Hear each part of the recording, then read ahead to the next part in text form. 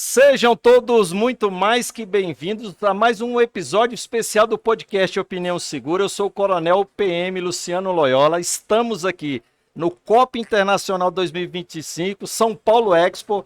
Montaram um estúdio, um aquário aqui no centro da feira, em que a gente tem a oportunidade de entrevistar as principais autoridades, personalidades, especialistas que estão aqui nesse importante fórum de debate, afinal o maior, né, um dos maiores do gênero da América Latina. Temos o apoio da Flecha Engenharia, da Axon e também da Ubrix. Sejam muito bem-vindos e vocês, obviamente, vão ficar muito felizes com o bate-papo que a gente vai ter aqui com três grandes heroínas que estão no evento, lançando um livro muito importante para a segurança pública. Recebo aqui no podcast Opinião Segura, pela segunda vez, a nossa querida amiga Edilene Mansueto. Obrigada, né? E pela primeira vez, mas muito feliz, porque já venho acompanhando o trabalho da Coronel Elisete, acompanho o seu Instagram, sei que você é muito atuante, fico muito feliz, né? E eu também a doutora Amanda, né, que está aqui nos acompanhando, e que a gente vai ter um bate-papo aqui. Eu gostaria que fosse um pouco mais longo, mas a gente vai conversando aqui até onde der. Afinal, elas têm outros compromissos, né? Então, muito obrigado e sejam muito bem-vindas. Obrigada, Coronel. É uma honra, mais uma vez, revê-lo, né? E estar num evento tão importante para a segurança pública.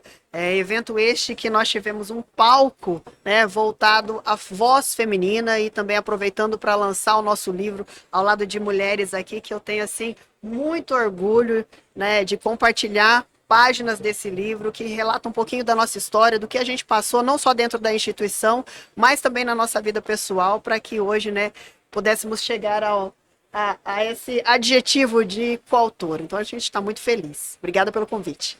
Muito obrigada, Coronel. Me sinto extremamente honrada estando neste evento que, como disse a Edilene, né, é a primeira vez que as mulheres têm voz. Então, estou muito feliz e obrigada pelo convite. Coronel, eu agradeço a oportunidade, muito feliz por estar aqui no evento que está grandioso, a gente está compartilhando de muitas experiências e participar do podcast também é uma honra muito grande estar aqui com essas mulheres musas inspiradoras de todos nós. Não, e é interessante porque, obviamente, o universo policial ele é mais masculino, isso aí não há dúvidas, né?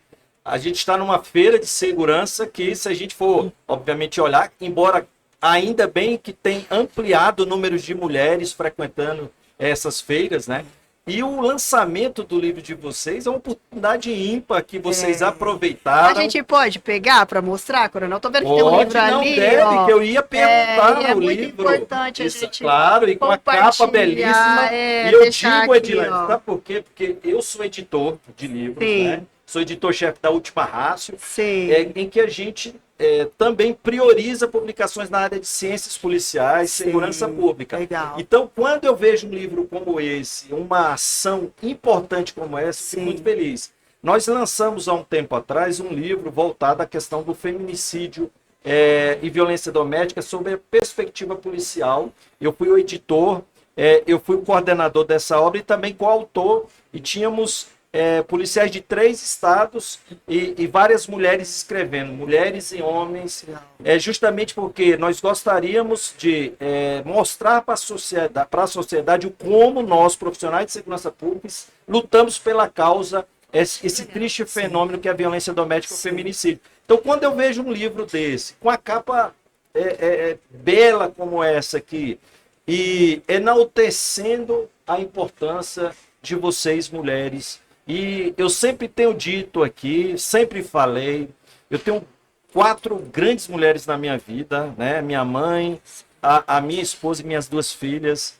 Eu não tenho dúvida, e às vezes sou até criticado porque falo sempre isso, que vocês são muito superiores a nós homens em vários aspectos. Então eu tenho uma admiração enorme pelas mulheres, sobretudo pelas mulheres guerreiras. Minha mãe é uma cearense, semi-analfabeta, e é, para mim, a doutora mais sábia que eu conheci.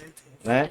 E eu conheço um pouco das histórias, um pouco mais da Edilene, porque já é a segunda entrevista, sei do histórico e de luta que a Edilene teve, e hoje ela brilhando como nunca, né, participando aqui. Eu também conheço a história um pouco da Elisete, que acompanho ela nas redes sociais já há um bom tempo. Mulher guerreira, operacional, gosta de estar nas ruas, gosta de mostrar para o público, né? Doutora Amanda não conheço muito, mas agora vou pesquisar e eu tenho certeza, por estar aqui, não deve ser diferente, né, doutora Amanda? Então, eu fico muito feliz e perdão por falar tanto sobre isso, mas eu acho que a gente precisa relevar obras como essa. Olha, Coronel, interessante que quando o senhor falou dessa obra que o senhor coordenou em relação ao feminicídio, agora mesmo eu estou à frente de uma superintendência, lá no meu estado, Superintendência de Cidadania e Defesa Social, onde nós temos uma coordenação de proteção à mulher. E nós estamos desenvolvendo uma pesquisa nesta área. Então, junto às Forças Estaduais de Segurança, nós estamos aplicando uma pesquisa para saber, vamos dizer assim, o que os policiais civis, militares e bombeiros pensam a respeito do feminicídio e da violência contra a mulher em geral. Então, a gente também está desenvolvendo esse estudo e pretendo também futuramente escrever sobre, né? A gente vai publicar. Já serve de inspiração a obra do já vou logo vendo logo essa sua editora aí. Eu vou aproveitar esse gancho, permitam. Eu sempre tenho falado que, obviamente, nós, né, policiais, a gente se entrega de fato para a sociedade e defender a sociedade. E às vezes nos esquecemos de nos cuidar e cuidar dos nossos. E quando essa temática de violência doméstica e feminicídio, eu sempre tenho falado isso. Como é que a gente está cuidando das nossas mulheres dentro das nossas instituições? Como é que não tem aquela coisa, eu ponho a minha máscara para cuidar do outro, né? Não é assim que a gente... Então, como é que eu quero cuidar da mulher na sociedade? Né? Se eu não começo cuidando das minhas mulheres, né? Das minhas profissionais de segurança pública e também dos nossos profissionais de segurança pública, porque infelizmente a gente sabe, isso aí acontece em toda a sociedade, temos colegas que praticam violência doméstica e infelizmente até chega ao ponto de praticar feminicídio. Então, temos que cuidar primeiro dos nossos profissionais internamente, trabalhar essas políticas internamente, conscientizá-los que não é uma frescura, não, infelizmente a gente ouve ainda, né, pessoas falando, criticando essa ação de combate e enfrentamento ao feminicídio. Infelizmente é uma chaga, e não é só no Brasil, países com índices criminais baixíssimos têm números elevados de violência doméstica e feminicídio. Então o Brasil... E eu fico triste, já falei isso em outro podcast, que de 2017 para cá nós tivemos uma diminuição em 1/3 no número de homicídios por homicídios no Brasil. Mas a contrassenso, na mesma proporção, tivemos um aumento nesse período de 1/3 o número de feminicídios. Isso. Né? No meu estado também é assim, né? Infelizmente. E aí a gente, na pesquisa que nós estamos fazendo, e a gente convidou também pessoas da academia, né, professoras, para estarem conosco, e a gente tem algumas hipóteses do porquê que há esse aumento do feminicídio, né? Há algumas hipóteses. Dentre elas, eu vou usar a palavra empoderamento, mas não no sentido de ocupação de cargos elevados, mas o empoderamento do poder de fala e do poder de dizer não. Então, assim, com o advento das redes sociais, né, que traz para as mulheres nos recônditos mais distantes do Brasil a informação que ela pode dizer não, que ela pode dizer, olha, eu não quero mais ficar com você e eu quero reconstruir a vida com outra pessoa. Pode responder uma agressão, na mesma medida, obviamente, se defendendo. Né? Aí, paralelo a isso, principalmente no meu estado, eu gosto muito de pontuar, a gente ampliou os canais de denúncia, que isso facilita com que as pessoas, que as mulheres estejam realmente indo atrás, né, das polícias civil e militar, e ainda tem mais, a capacitação desses policiais, desses profissionais, na recepção para essas mulheres com um atendimento mais humanizado. Porque muitas vezes nós mulheres, quando procuramos as delegacias ou a polícia militar, nós éramos revitimizadas. Então, com essa capacitação, e a mulher sabe, olha, se eu procurar, eu vou ser bem recebida, eu não serei revitimizada. Então, também isso faz com que a mulher esteja mais segura na hora de denunciar. Então, há um leque fortaleça mais, né, essa quebra do ciclo da violência. Isso. Ela se sente mais à vontade de fazer a denúncia. Então, com isso, né, paralelo a isso, aí tem a nossa sociedade que é machista, que é misógina. Os homens de hoje que estão matando, como eles foram educados por seus pais? Eles ouviram não dos seus pais e aprenderam a ouvir não de outras pessoas, inclusive de mulheres. Então, essas pessoas. E aí vem o grande X da questão, o que nós podemos fazer? A curto prazo, a repressão, obviamente. Mas a longo prazo é trabalhar a prevenção com a educação desses meninos e meninas desde isso é cedo. bem legal. Né? E trabalhar também o lado masculino, né? Porque às vezes a gente olha só o lado feminino, né? Mas fortalece essa mulher para quebrar o ciclo da violência, só que a causa continua ali. Então, se esse homem, esse agressor, vai se envolver com outro relacionamento, a doutora Amanda pode falar com bastante propriedade, até porque ela foi titular da DEAN, né? Ele vai sair desse relacionamento e vai continuar com esse modus operandi, né, Sim, doutora? com certeza. Concordo totalmente com a fala da Coronel, não tinha tido a oportunidade de conhecer, agora que eu estou ouvindo sobre isso, é perfeito, é muito cirúrgica essa colocação, porque é justamente isso. Eu sempre digo que não que a violência doméstica tenha aumentado, eu acho que aumentou a letalidade. Hoje está mais. O feminicídio, sim, aumentou. Mas quando a gente tinha mulheres que eram subordinadas a estar. Porque a gente foi domesticada a ser esposa, né? E a gente foi domesticada numa sociedade completamente machista. Então, esse empoderamento a nível de perspectiva social, da mulher saber o espaço dela, da mulher saber dos direitos dela, essa informação que as mulheres têm hoje, isso está dando motivo e força para que essa mulher procure uma ajuda na delegacia, para que ela denuncie e para que ela tente quebrar esse ciclo da violência.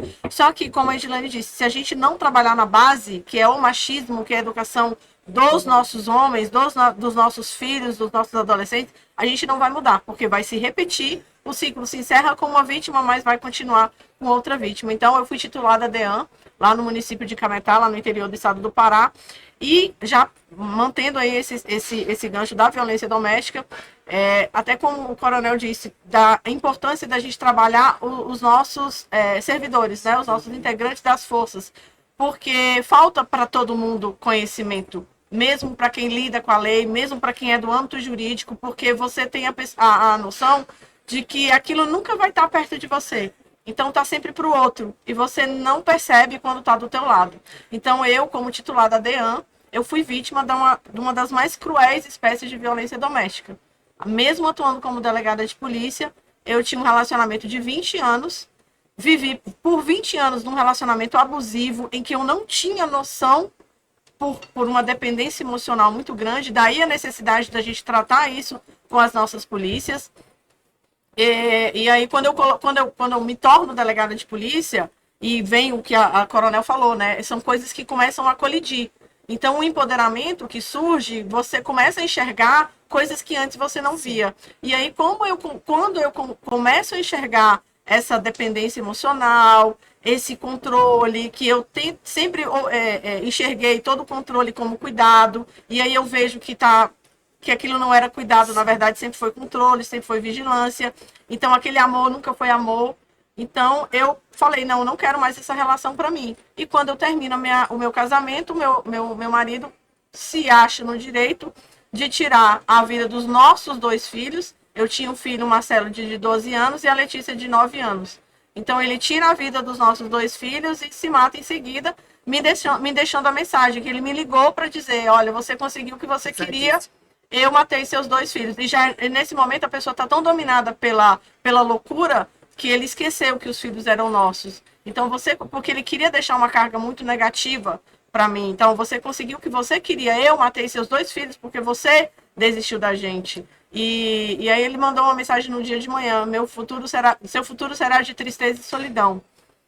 E essa mesma mensagem que ele deixou para me destruir é a mesma mensagem que eu uso como combustível para estar de pé e para participar de projetos como esse, para estar aqui dando voz a outras mulheres que, assim como eu, uma delegada de polícia, que lidava com a violência doméstica diariamente, né? E aí a gente ganha uma perspectiva de mais empatia, porque o teu olhar diante da violência muda.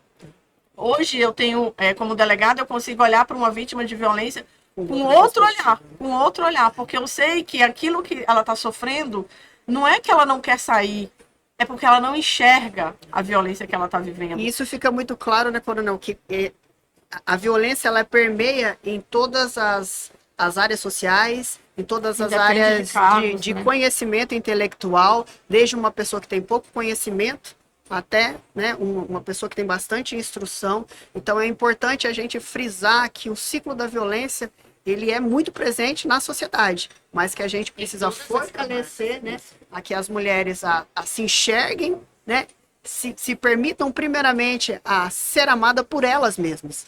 Né? Ela tem que ser a sua principal escolha diária, para depois você permitir, né, que alguém entre na sua vida, divide, compartilhe, né, os seus sonhos, os seus projetos, mas caminhando na mesma direção. Né? Não, olha que interessante, né? Eu ia comentar justamente isso, um caso que nós tivemos no Distrito Federal de uma agente de polícia civil que Nós foi acompanhamos. vítima.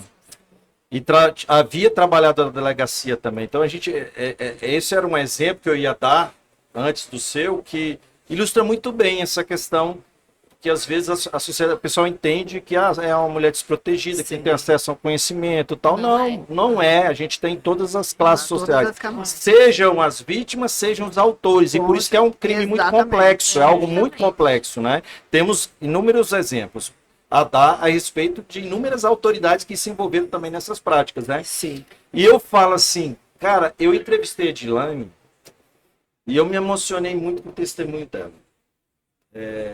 Poucas vezes nas minhas entrevistas eu me emociono. A gente como entrevistador, a gente Sim, já tem claro. mais de 200, a gente procura se conter.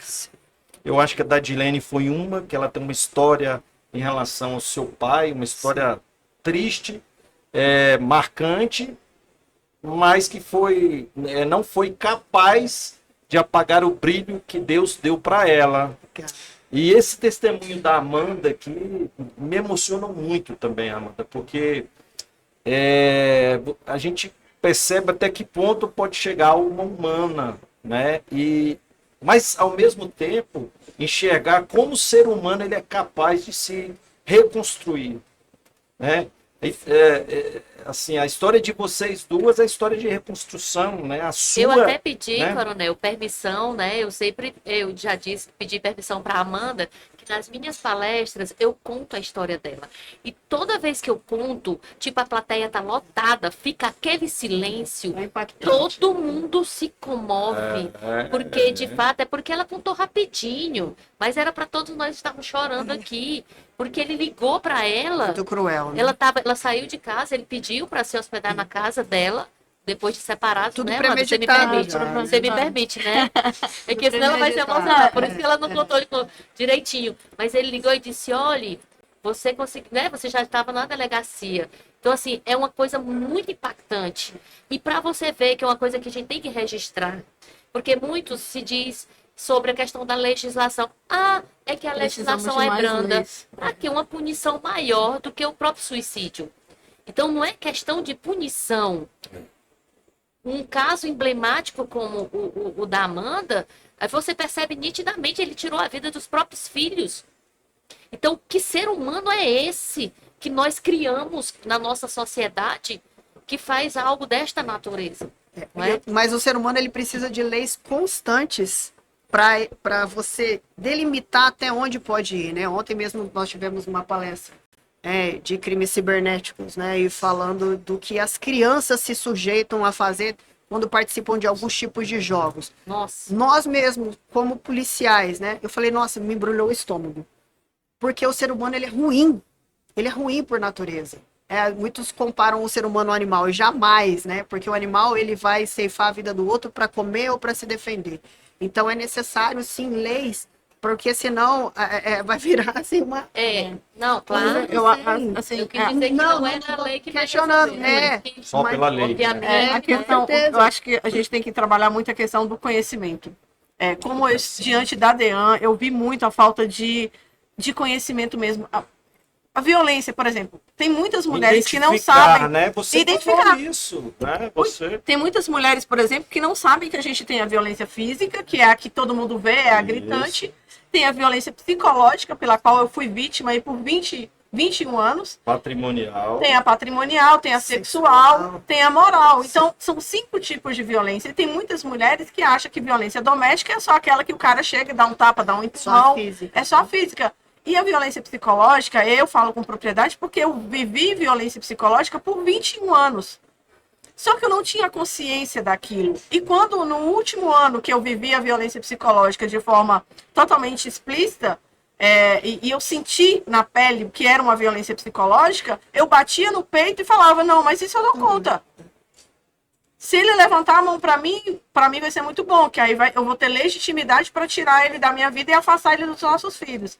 Agora, enquanto for a violência psicológica, em prol do bem-estar dos meus filhos, eu acho que eu dou conta. E eu não dei, né? Então, ter conhecimento da gravidade e da diversidade da violência, sim, isso é muito importante, porque o que eu vejo enquanto eu atuei como delegada da DEAN, é falta de conhecimento. As pessoas não têm noção o que realmente é uma violência. E tem 2 pontos que é importante a gente aduzir aqui, faz parte desse processo de educação, e nosso trabalho em comunicação e no podcast é isso, é educar a sociedade. Porque há 2 questões. Primeiro, aquela frase que eu não gosto de ouvir, que em briga de mulher não se mete a colher. Às vezes você se incomoda com um barulho alto do lado da sua casa, chama a polícia, mas vê uma mulher gritando, sendo violentada e não chama a polícia, que é a primeira questão. Então a sociedade ela é omissa a esse respeito. Ou às vezes até para filmar, né, para jogar na rede social em vez de ajudar. E o outro ponto é que, e é uma mensagem que a gente manda para as mulheres, eu creio que há uma concordância aqui, e se não houver, vocês me digam, que é o seguinte, não ache você, mulher, que a primeira vez que o seu marido, o seu companheiro encostar a mão em você, te empurrar, ou demonstrar qualquer atitude física, que ele vai parar por aí. Foi só uma vez, foi porque ele vai haver a segunda, vai haver a terceira. Não estou querendo dizer com isso que necessariamente a mulher, a partir de um primeiro ato de violência leve, alguma coisa, que ela necessariamente precisa se separar. Mas ela precisa denunciar.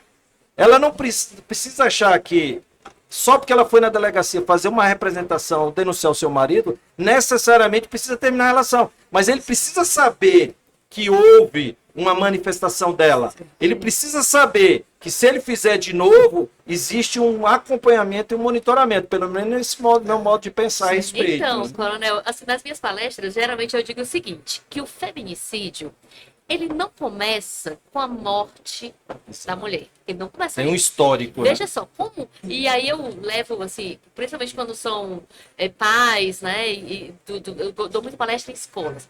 Eu sempre digo assim, quando você começa a namorar, o senhor certamente já namorou. Como é o começo do namoro, do nosso começo? Das mil maravilhas. Meu amor, você quer isso. Meu amor, você é aquilo. Não, e se já no começo já começa alguma coisa, aí é que tem que aprender. Porque acontece. Então, no início de namoro. Aí veja, sabe qual é a primeira mudança e que nós nem nos apercebemos? Principalmente no meu Nordeste, é quando você troca o pronome você pelo tu. Meu amor, tu quer isso?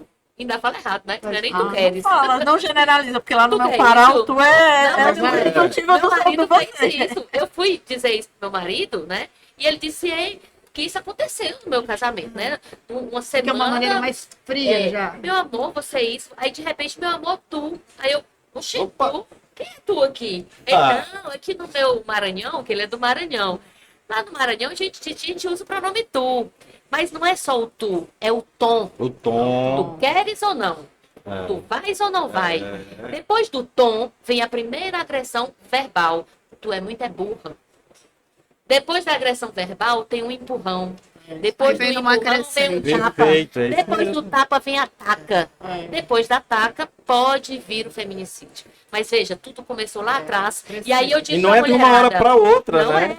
E aí eu sempre sinais, digo, mulherada, ó, ao primeiro sinais. sinal... Já corta você também tem pela... que cortar. Eu cortei, ainda hoje. Eu dou com as minhas filhas assim. Nós somos casados há muitos anos e lá é você E não pode ter mudança de tom. Não, na porque minha se- casa é Vossa Senhoria, tá? Ah, E quando eu quero agradar, é Vossa Excelência. Muito Vossa bem. Excelência. Que é um posto a mais também, né? Nós somos militares, a minha esposa é general, né?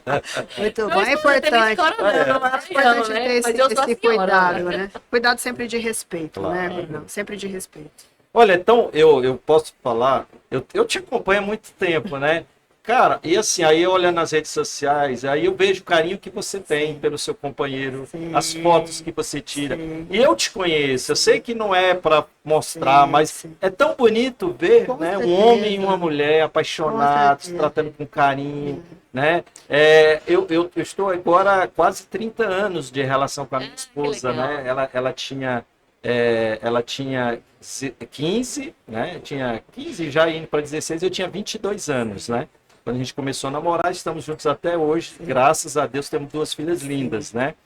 E é isso, a gente é um cuidado diário Com para não certeza. mudar pro tu, Com certeza. Muito para bem. você São os pequenos manter detalhes. exatamente, né? E isso é para quem tem 30 anos de relação, quem Isso é tem para 20, quem é quem tem 15, polícia. quem é, É, porque polícia, assim, coronel, né? a gente por estar, né, nessa profissão, muitas vezes, até dentro da nossa instituição, né, nós somos tratados como operadores de segurança pública, e eu estava falando muito ali, você é um homem dentro da sua instituição. Nós somos mulheres, e nós precisamos Precisa perder a lembrar que nós somos, feminilidade, não né? precisa, a gente pode estar fardado, Vocês são a gente exemplo pode disso, fazer um são curso, super femininas. Muita o gente curso diz isso, operacional, né, gente? e usar batom, e usar Isso, esmalte, isso, né? isso. E saber que o nosso papel dentro da instituição tem que ser cumprido, mas que a gente é mulher. Claro. E a gente não está competindo com o homem. Assim, dentro do relacionamento, né? A mesma coisa. É tão bom mesmo eu dando conta de trocar um pneu, mas é tão bom a gente ter um colega, Claro. um parceiro. Não, meu amor, deixa eu. Vou abrir a porta para você. A gente adora Não, isso. E outra questão que é interessante de falar, sobretudo para o nosso público, que é 87% masculino, Sim,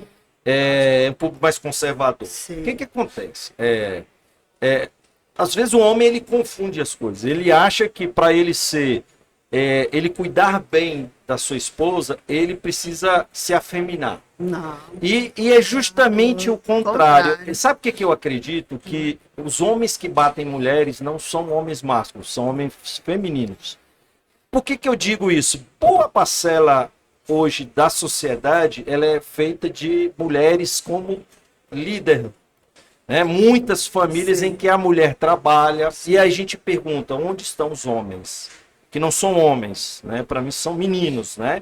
Quando a gente vê uma mulher passando por um tratamento de câncer, outras doenças, o número de mulheres que são abandonadas em Sim. tratamento é muito elevado. Sim. Então, o que acontece? A gente fala muito de pai de pet, embora eu adoro cachorro, tá? Eu tenho 6 cães em casa. Então, quando ele fala pai de pet, Sim. é muito uma cultura também, porque lógico que a gente tem um machismo, sobretudo quando a gente fala do Nordeste, né? O cara que pratica essa violência é porque é machista ou é muito... Não, peraí, a questão não é essa. Não tem nada a ver com isso, é questão de educação. E às vezes, justamente o fato da gente começar a ter gerações que não se responsabilizam, seja quando o namorado, né, adolescente que engravida a menina e não assume o filho, as suas responsabilidades, não precisa casar, mas tem que assumir a sua responsabilidade. Seja quando o homem casa, casou, enjoou, separa, tem os filhos, não nutre a sua família, não se responsabiliza por ela. E são meninos, não são homens, né? Então não é ser macho dizer que quem manda na sua casa é ele. Que eu vi vários colegas que eu tenho há 30 anos, sobretudo na academia, que diziam, mas quem manda na minha casa sou eu saio, minha mulher não pergunta para onde eu vou e ela não tem que perguntar. A maioria deles já estão no 3º casamento, porque não dá certo. Então não é por aí. Não é por aí. E é a mesma que vale para vocês, né? Para você ser uma policial combatente, enfrentar o crime, e eu sei que vocês enfrentam, vocês não precisam se masculinizarem. E o bonito é isso. Nós homens temos as nossas, não é? né? Sim. Tem as nossas qualidades, vocês têm as suas, Exato. e a gente se complementa, um Exato. respeitando a individualidade Exato. do outro, né? Eu vou contar uma história rapidinho. Eu assumi um comando de um batalhão lá na minha cidade, lá em Teresina. E aí, essa questão da feminilidade, né?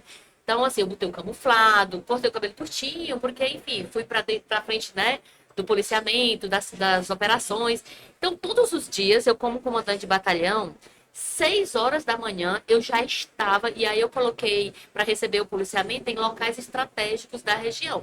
Eu não recebi o policiamento no quartel, eu já recebia na rua. Até porque é interessante, né? Para você Isso. demonstrar força para a Então, sociedade. às 6 da manhã eu estava lá recebendo policiamento.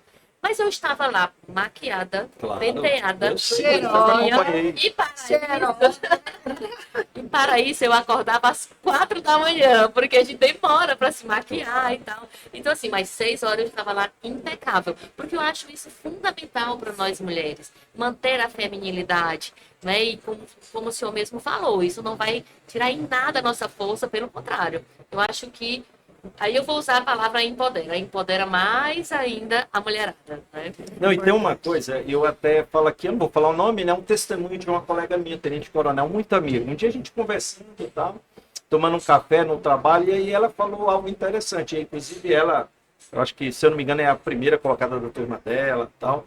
E ela estava falando que ela, depois de 20 e poucos anos de polícia, 20 anos, foi que ela foi perceber como ela, querendo ou não, ela perdeu um pouco da feminilidade dela por conta do trabalho. Por quê? Na academia, são 3 anos, você, de fato, você tem que, até quando você tem uma cara quando está em casa e tem outra cara quando você põe uma farda, quando você está no trabalho.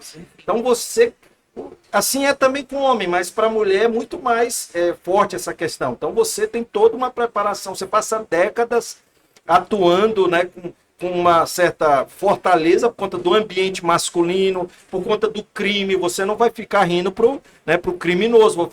E a mulher, ainda mais, que vocês têm que se impor muito mais para ter o respeito, infelizmente, né, dos colegas, dos parceiros, mas também do indivíduo na rua. E aí ela estava falando isso. Ela falou, cara, parou uma hora e falou, cara, eu deixei de ser feminina. E aí, obviamente, numa terapia, que ela chegou a essa conclusão. E aí ela começou a fazer um trabalho para resgatar a mulher que havia nela. Sem, obviamente, deixar de ser uma excelente profissional. Então, a gente precisa debater essas questões. E para nós, mulheres, é muito importante, Coronel, que bom que a gente está nos dando esse espaço, porque a gente precisa divulgar isso. A todo momento, nós mulheres, a gente... Por mais que a gente já tenha avançado bastante, mas uma mulher e um homem, por exemplo, na nossa polícia, se um homem qualquer for assumir um comando de um batalhão, ninguém questiona. Ele pode ser um qualquer, ele pode ter sido o último da turma. Mas se for uma mulher, eu fui 01 do meu CFO, eu fui 01 no CGS. Geralmente as mulheres nos cursos das formaturas que eu vou são as primeiras. Então, inclusive cursos de unidades táticas, eu tenho ido para várias formaturas, já fui para algumas que dos 3 só um era homem, não era o primeiro. Tá vendo? Então assim, e quando eu fui assumir o meu primeiro batalhão, é aquela velha história, será que ela dá conta? Não é? Porque é mulher, mas é mulher. E aí vem aquela outra história. E a gente fica naquele afã, porque a gente precisa fazer isso. Nós precisamos mostrar que não podemos tanto quanto. Nós temos que mostrar que podemos mais, que fazemos mais. E aí, por isso eu entendo muito bem a sua colega, porque certamente ela teve que se esforçar muito mais. E com isso, nessa coisa de querer realmente provar que pode, ela foi esquecendo um pouquinho essa coisa, né? Eu sempre tive cuidado para não me deixar levar por essa vertente. Eu acho que é fundamental que a gente ocupe lugares, mas mantendo, como disse a Edline aqui, nós somos mulheres. Adoro quando trocam o pneu da viatura, né? Mas eu também sei trocar o pneu, né? Mas a gente tem que estar e dizer que nós, mulheres, podemos estar lindas e loiras. Vocês têm um papel. Não, obviamente o livro ele excepcionaliza, né, o que vocês fazem.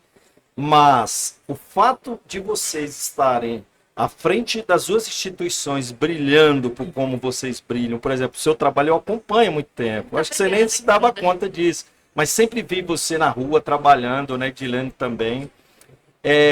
A Marta com certeza.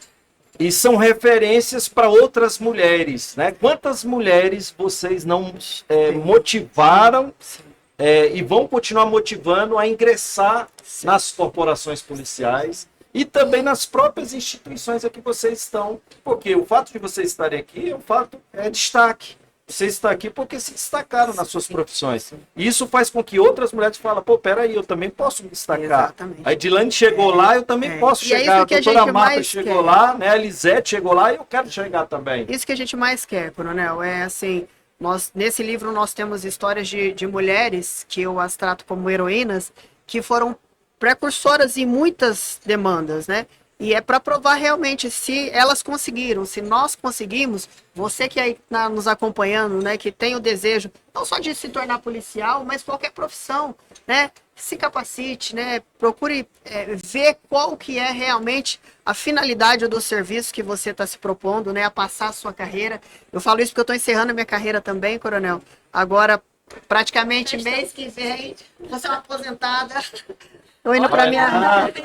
Não vai. Tô indo pra reserva. Deve estar com uns 20 projetos aí na mão. Projetos muito. Mas assim, o quanto é bom a gente olhar para trás e falar, nossa, graças a Deus eu fiz a escolha acertada. Que bom, né, que a gente sai assim com o coração repleto de orgulho em saber que a gente inspirou pessoas, motivou pessoas, né, e a se tornar pessoas melhores do que nós, né? Então a gente quer que venham outras gerações e que sejam melhores ainda do que nós. Porque se nós estamos aqui é porque as nossas antecessoras, né, abriram sim, caminho para Não, nós. eu abri aqui, ó, Elisete Lima, dama pronto. de aço do Piauí. É braba. Esse foi um apelido. É brava, hein? Eu sou brava, viu? Não se iluda com esse meu sorrisinho. Não, mas tem que ser. Esse brava foi um mesmo. apelido, né, que eu ganhei, porque foi uma das coisas que eu fiz quando eu assumi meu primeiro batalhão. A região não tinha mais o modo patrulhamento, então eu reimplantei lá no meu batalhão o modo patrulhamento e, ao contrário do que muitos supunham, eu não fiquei no gabinete, eu fui para frente das operações.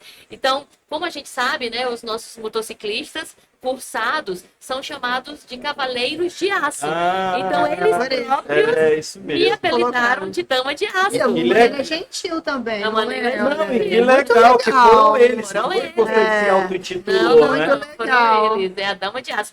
E assim, eu sou uma comandante que eu sempre estou muito próxima da minha tropa. Está em ordem Né? alfabética. Então, assim, e eu não sou o chefe que manda, eu digo, vamos juntos, É o né? líder, né? É Então, nós diferente. estávamos juntos. E aí foi nessa época que a gente bateu um recorde de 55 dias sem homicídios, numa região de mais de 100 mil habitantes.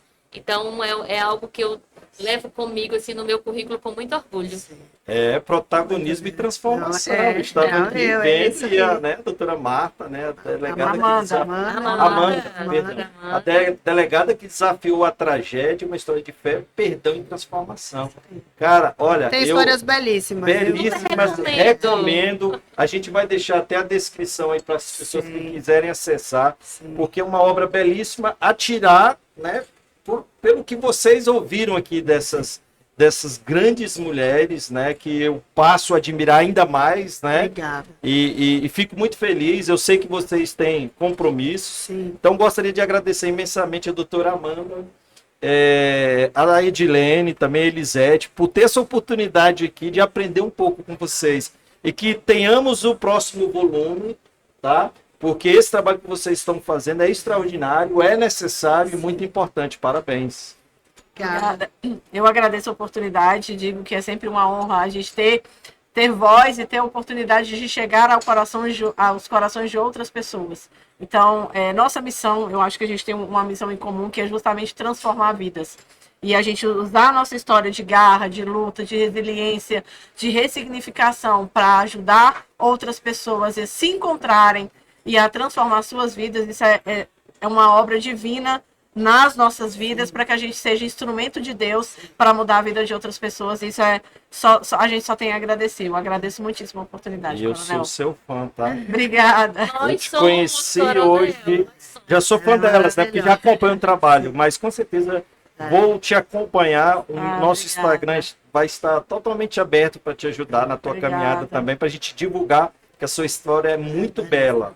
Eu tenho uma página social já hoje, não tão grande Pode quanto mencionar, a das inclusive, minhas. tá?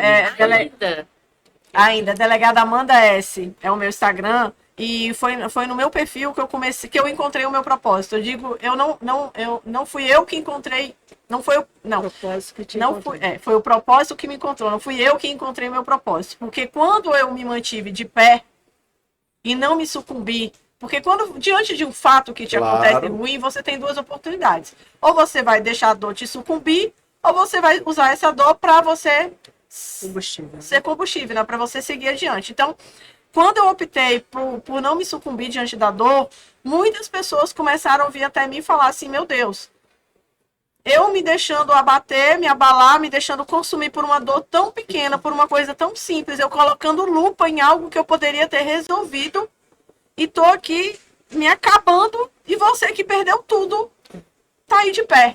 História linda. E de pé, e você nunca vai olhar para mim e vai achar que eu tenho uma história de dor. A Eu frase jamais imaginaria que uma entrevistada poderia superar Algo a tão Edilane. forte. Não vou dizer que superou, mas Meu Deus. causar o que... não, é muita resiliência, é muita Tem uma frase, ressignificação. Coronel, que eu acredito que serve muito para nós e para a grande maioria das coautoras. De Sun Tzu, que fala que é em fogo forte que se forja o aço bom. é isso mesmo. Aqui o senhor está diante, acredito, de 3 mulheres que foi forjada, né, através de nossas dores, mas que a gente, não é que seja fácil, mas é que a gente decide todos os dias fazer dessas dores combustível para a gente voar como águia, né? Para a gente Sexo frágil, Não. né? Não, definitivamente. mas não que seja fácil, né? Todo Claro. dia a gente, né, saber da nossa missão, saber que tem um Deus que permitiu que isso acontecesse por algum propósito e a gente não tem que questionar os porquês, mas, né, saber que a gente, se aconteceu conosco é porque era para ser assim, Sim, mas que a gente tem que continuar. Então a gente está aqui continuando e sendo feliz. Sendo né, feliz Lili? e inspirando pessoas, se me permite, eu tenho uma outra obra, porque depois que eu recebi esse convite para essa obra de Mulheres na Segurança, eu descobri que escrever é uma terapia, principalmente Claro, para quem está em sim. processo de luto. Excelente. Então, eu Tem lembro quanto que tempo? foi esse 2023. É muito É recente. Foi Muito julho recente. de Muito 2023. recente. Então, depois que eu escrevi o capítulo, para quem está num processo de luto, a escrita ela é uma excelente terapia. É O um processo Instagram de auto... também, as redes sociais, né? Sim, Você sim, escrever, a porque gente é acolhe. uma agenda, Ela né? faz lives Então, ele fica ali maravilhosas. registrado. As pessoas, às vezes, né? Eu tenho mais de 10 mil postagens lá no meu Instagram e não pago nenhuma. Porque ali é a nossa história. pra alguém. É, muito E aí legal. eu lembro que foi no Dia das Mães, desse ano mesmo, eu falei, meu Deus, tá chegando o Dia das Mães, eu não quero me entregar a esse momento. Então eu preciso me ocupar. Minha psicóloga até brinca comigo, eu só queria que você sentasse e assistisse uma série de comédia, mas eu não consigo, porque como o luto ainda está muito recente, eu preciso me ocupar. E não que eu esteja pulando o luto. Eu sempre digo isso, porque muita gente, eu recebo muito esse comentário. A pessoa me vê com um sorriso escancarado, me vê divertindo com as minhas amigas, a gente sai, um momento de descontração, e eu recebo, olha, você está pulando o seu luto, você precisa viver seu luto, porque a gente tem essa crença limitante que você precisa viver o luto dentro da Chorando, tua casa, esquecendo, chorando, se deixando consumir pela dor.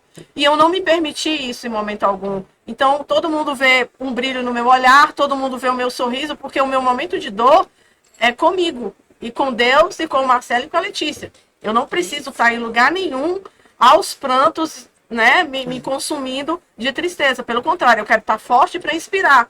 Mas os meus E para seguidores... continuar a sua vida, né? Para continuar minha isso vida, que é importante. Você precisa continuar. E eles que me seguem, eles acompanham o meu momento de fragilidade, porque eu faço questão de mostrar que eu estou vivendo o meu luto, sim, eu me permito ficar triste, sim, mas eu não permito que essa tristeza me consuma. E isso me levou a escrever o outro livro, que é Mente Forte e Resiliente. Eu escrevi um livro digital em maio, antes do mês das mães, para me ocupar, eu falei, eu vou escrever um livro. Aí escrevi esse livro, Como Desenvolver uma Mente Forte e Resiliente. É um guia prático, onde eu tento compartilhar com as pessoas as mesmas ferramentas que eu uso para estar de pé no meu dia a dia, para viver o luto da forma que eu vivo. Eu sei que o luto é algo muito individual, é muito de cada um, mas eu tento ali mostrar para as pessoas que você pode sim continuar a tua vida, mesmo depois de você perder tudo, porque eu perdi tudo. Eu não perdi só 2 filhos, eu perdi uma família na qual eu investi 20 anos da minha vida. E eu estava num outro estado em que eu não tinha ninguém. Eu não tinha família. Mas Deus, ele é tão maravilhoso que ele me proporcionou uma rede de acolhimento fantástica. Então, eu fui muito acolhida pelos meus amigos, uma amizade de 1 ano, porque tinha 1 ano que eu estava no Pará. Eu fui muito acolhida. A própria Polícia Civil me deu todo o apoio. Então, assim, a gente vê a obra de Deus, a gente vê Deus agindo, mesmo na dor. Então, ele cuidou muito para que eu vivesse isso da melhor forma possível e eu tentei passar isso nessa obra, como desenvolver uma mente forte e resiliente. E tem no seu Instagram, fala de novo. Que tem no Instagram, delegada Amanda S. E até aproveito, Então. já que você falou do Pará, manda um grande abraço ao secretário Alami, não é isso? Doutor O Alami, isso mesmo.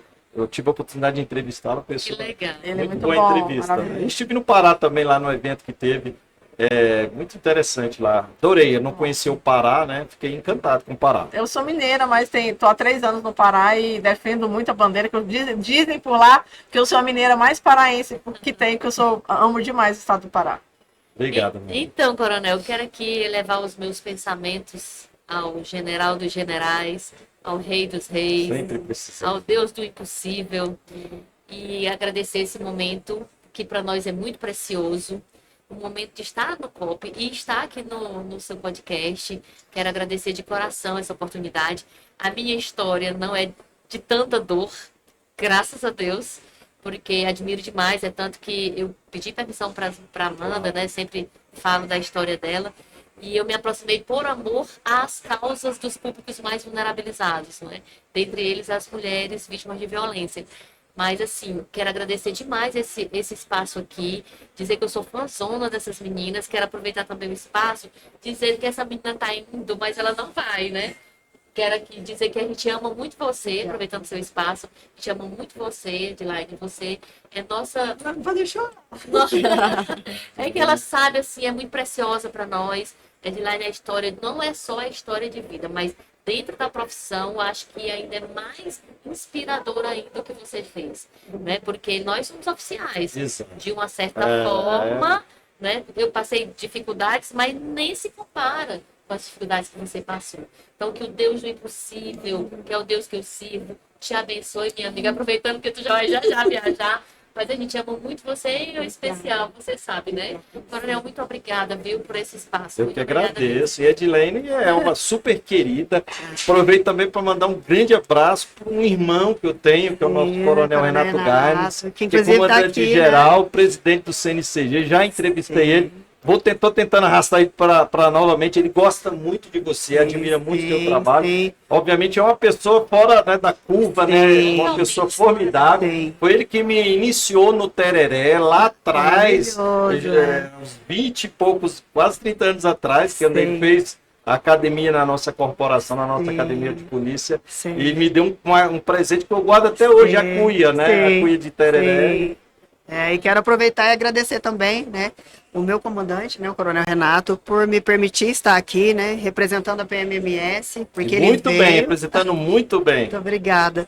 E encerrar com chave de ouro, né, Coronel? Porque encerrar uma carreira, lançando um livro como coautora, no maior evento de segurança pública da América Latina, não tem como eu não agradecer ao nosso Senhor e Salvador e É falar. só o início, É só tá? o início. Que eu te conheço. Já tem te muita acompanho. coisa, Eu sei que você vai voar, porque Sim, obviamente vai amém. ter mais tempo, né? Amém. Porque a gente tem as nossas amarras Sim. profissionais, que elas precisam existir para que a Exato. gente respeite as nossas Sim. instituições, Sim. os nossos comandantes, os nossos chefes, Sim. né? Então, quando a gente vai para a reserva e a gente Sim. está nessa caminhada, a gente fica um pouco mais liberto Exato. para defender as nossas causas, É. dizer aquilo que às vezes a gente pensa que não pode dizer, porque a gente respeita as nossas Exato. instituições, né? É. Porque a gente que está Com nas certeza. redes sociais há mais tempo, né? Eu até falo, eu estou há 6 anos, graças a Deus, mas também com um trabalho de muita responsabilidade, nunca respondi nada, nem nada, um processo Sim. civil, administrativo, criminal, porque a gente Sim. tem cuidado, né? Sim. Mas não é fácil, a Não. gente fica Não né, é. Na no linha fio ali. da navalha, É. uma palavra fora do ponto, você cria um problema enorme, né, de Tem que interpretação. tomar cuidado. E dizer que a gente sai da polícia, mas a polícia nunca vai sair da Nunca gente. sai. Obrigada, Coronel. Sucesso para o senhor. Conte sempre conosco no que precisar, estando na instituição. ou fora dela. E parabéns pelo belíssimo trabalho que o senhor faz também em prol da segurança Vamos pública ampliar do nosso nossa Brasil. rede. É né? isso aí. A Edilene, a gente já tem assim Sim. apesar de eu te seguir há muito tempo, né? Divulgou o nosso Mas livro. vamos, exato, muito vamos bem, muito conversar, obrigada. continuar Sim. e ampliar nossa rede, porque a É gente isso. precisa de ajuda. Sim, é A gente isso. precisa de uma A ajuda. sede é em Brasília. Lá, É. a gente- a nossa produtora é o R-Move em Brasília e a editora também, Sim. Brasília. Obrigada, viu? Maravilhoso estar aqui. Obrigado, Obrigada, queridas. Esse obrigada, foi mais um episódio super, mega, hiper especial aqui no COP Internacional 2025, no São Paulo Expo, em que a gente está tendo a oportunidade de ter entrevistas como essa, com autoridades, personalidades, especialistas que estão na feira, a gente arrasta aqui para cá e vem tirar o máximo, né, dessas pessoas que são excelentes e são referência, como essas minhas 3 grandes amigas aqui, algumas de longa data. Hoje eu conheci, fiquei apaixonado e virei fã, né? A Elisete já seguia, mas também é muito interessante quando a gente já acompanha uma pessoa, foi o que aconteceu com a Gostoso Edilene. isso, né? E quando a gente conhece, entrevista, conhece pessoalmente, vê que não é uma capa, é aquilo mesmo. De que verdade, tá ali, é isso. é verdadeiro. Então, agradeço, né, o apoio da Axon, da Ubrix e também da Flash Engenharia por estar apoiando, né, o Pop Sansone por nos confiar novamente, né, ser mídia oficial do evento. Um forte abraço a todos. Até o próximo episódio do podcast Opinião Segura. Continue. Força e honra.